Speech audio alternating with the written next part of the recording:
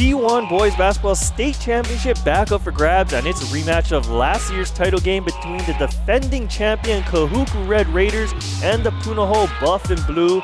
This time it was a one-sided affair with the exception of that big guy right there, Kahuku's Tolu Smith. Averaged just under 20 points and just under 10 rebounds per game in their 4 state tournament matchups. He ended up with 23 and 14 and also had 5 shot blocks against the Poons, but he was the only Red Raiders player to score double-digit figures and only one of 2 to have more than 1 field goal. And on the other side, it was very much the opposite for the Punahou Buffanblu, racking up 16 total assists. 7 of 8 players who scored had more than 1 field goal and a +9 margin in turnovers. After the 2:30 mark in the first quarter, their lead never got smaller than 4 points and grew to as large as 27 with the final score.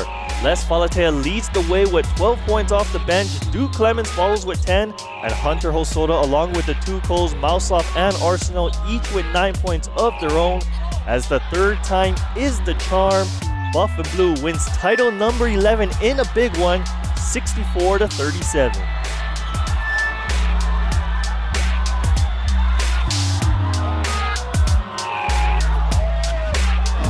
Feels great coming up short the past 2 years and coming through.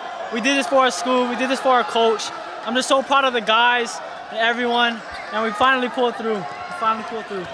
We knew they were trying to get it to Tolu, so we wanted to pinch them and help backside, get steals, and just run on them. We want to play at our pace, and then we knew if we did that, we would win the game.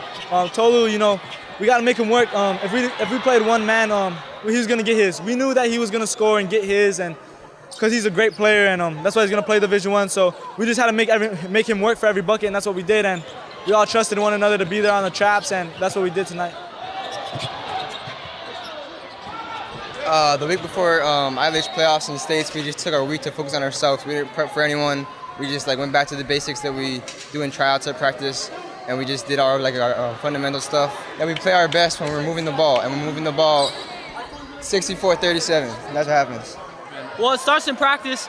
Coach Darren emphasizes passing, moving the ball, communicating, and when the ball flows, man, it's hard to beat us. It's hard to beat us, man. Thank you.